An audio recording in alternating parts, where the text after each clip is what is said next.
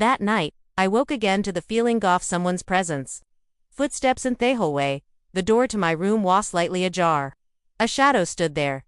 "Dad," I called out to him. He came in. Huis, wearing only an old t-shirt, hushar a bit tasseled, from sleep. He sat on the edge of my bed and stroked the hem off my dress. "It still smells like her," he whispered, looking at the old scarf off my mother's that was hanging on the headboard of my bed. His fingers then touched my shoulder just for a second, but my body responded as if struck by a flash of lightning. We both froze, hested up quickly. "Sleep well, Anna," he said. "We'll talk tomorrow." I didn't close my eyes all night. Something in that house, in me, was beginning to crumble. Or, on the contrary, it was beginning to awaken. Welcome back to American Affairs, where the deepest family secrets are buried in a suffocating silence.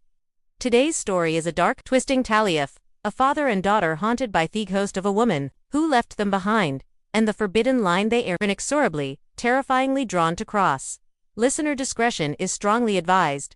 Let's begin. A summer night in Seni, a small forgotten Ukrainian town in the Pravia region, smelled of linen trees, freshly cut hay, and something anxious. Something elusive.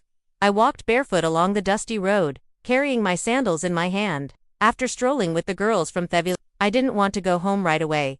The air was thick, as if it were filled with memories I couldn't quite grasp. I had just turned 18.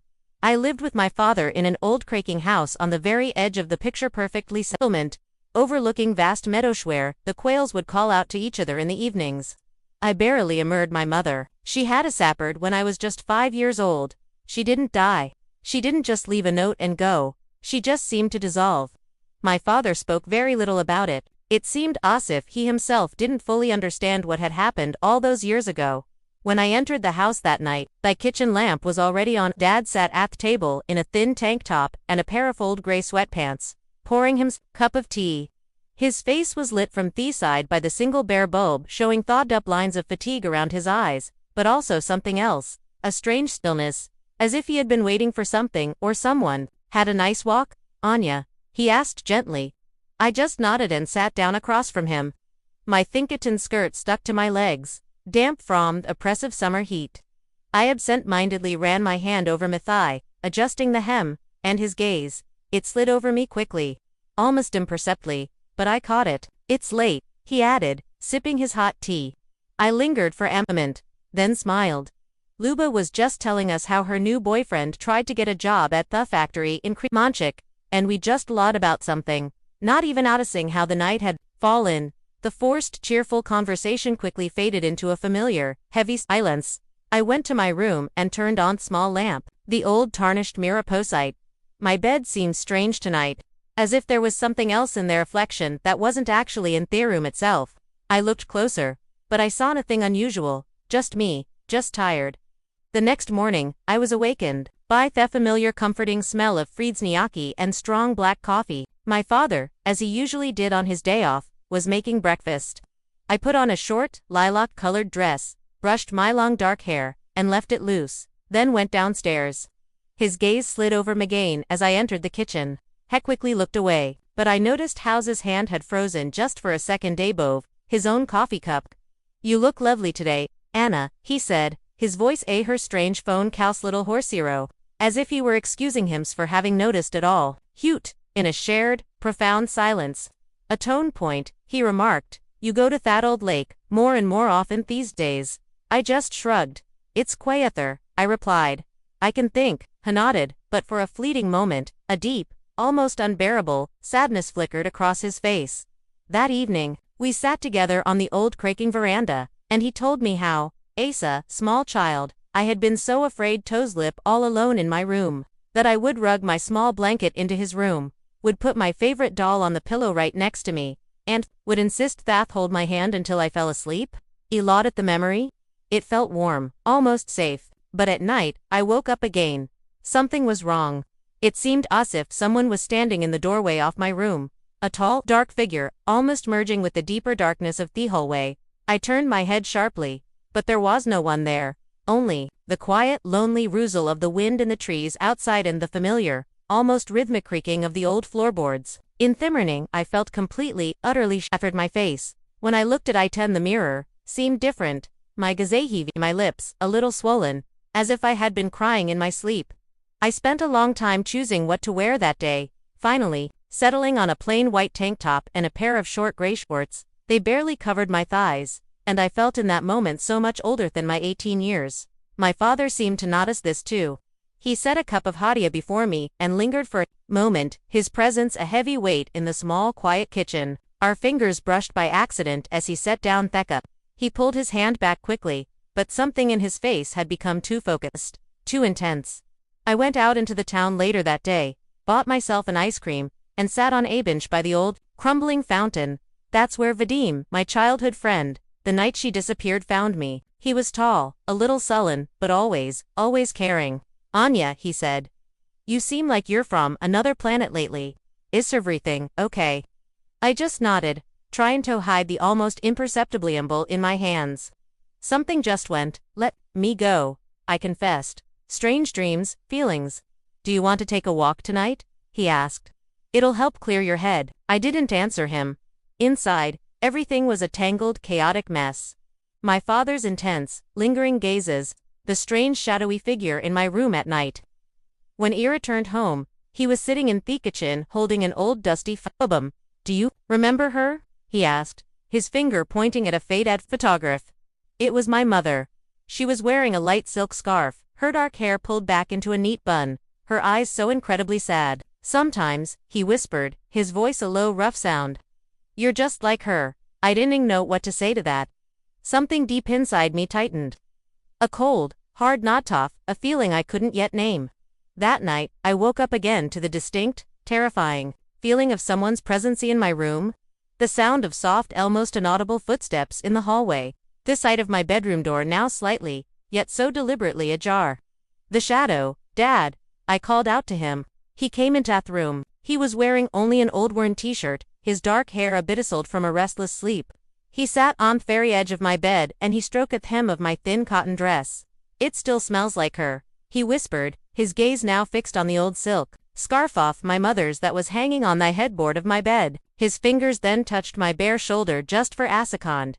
But my own body responded as if I thought been struck by a flash of lightning. We both froze. He stood up quickly. "Then sleep well, Anya," he said. "We'll talk tomorrow." I didn't close my eyes for the rest of that long dark night. Dad's quiet breakdown, something in that house, in me was beginning to crumble. Or on second tree, it was beginning to awaken. The next morning, I woke to the sound of steady raindrops on the old tin window sill. It had rained heavily during the night.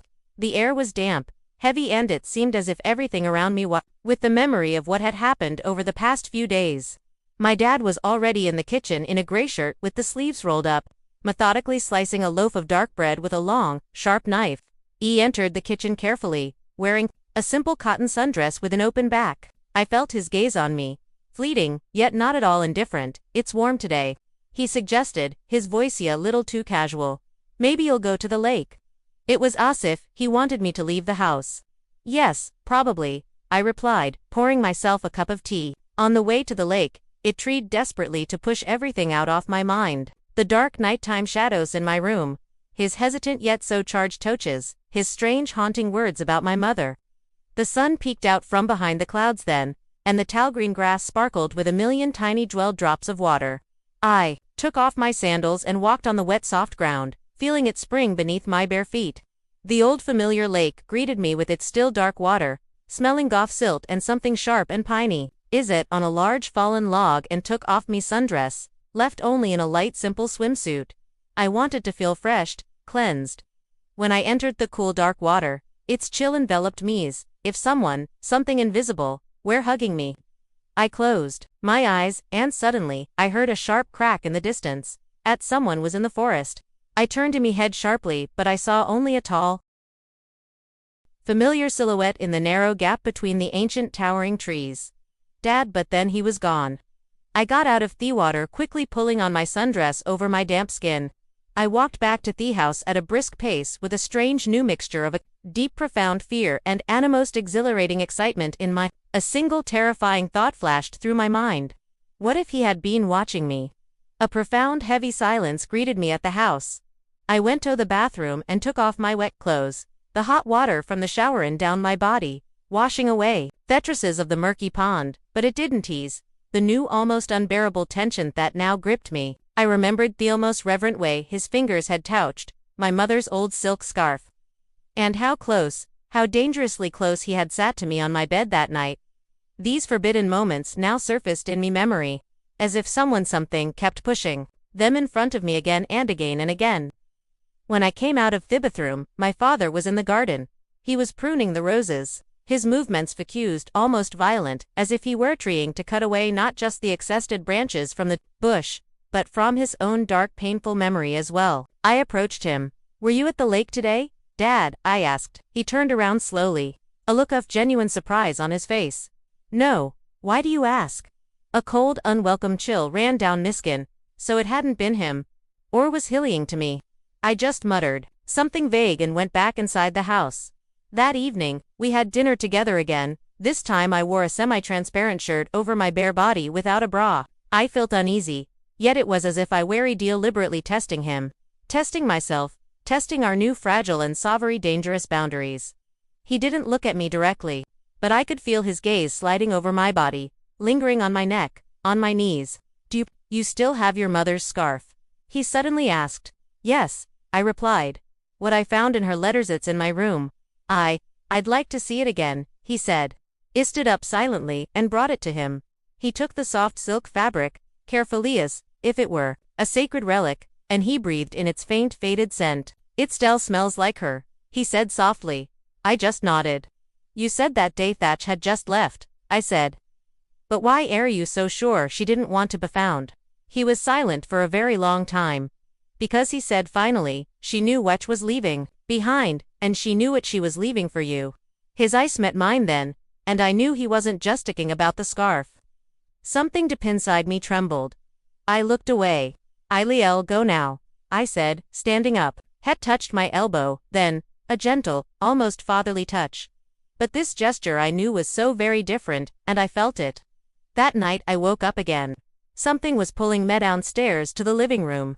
I got up barefoot in my thin cotton nightgown. The dim soft light from a single lamp seeped out from under the living room door. My father was sitting on the couch. He was holding the same familiar silk scarf. His gaze was clouded, distant. He didn't notice me come in at first. "Can't sleep," I whispered. Hooked up. We were silent for a very long time. Then he said, "Sometimes, it seems to me that you are her all over again, only different." I felt a thin yet so strong thread stretch between us once more. I wanted to leave the room, Torin, but I couldn't. He stood up slowly. He came closer to me. He ran his fingers through my long dark hair, brushing it gently from my face. "I'm so sorry, Anna," he said, his own voice trembling. I turned and walked out of the room. Then, without looking back at him, my heart was pounding so loudly now. It seemed as if it would shatter the profound silence of the night.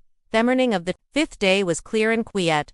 The sun barely broke through the light. Morning haze over the gardens. Final confrontation. The birds sang timidly, as if they weren't quite sure the new day had truly been. I had woken up not from a deep, restful sleep, but from a state of a profound, almost feverish expectation.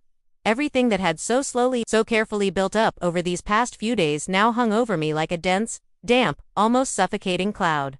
I dressed slowly, choosing a light, simple dress with long sleeves and a high collar. Simple, yet a dress that accentuated my new womanly figure.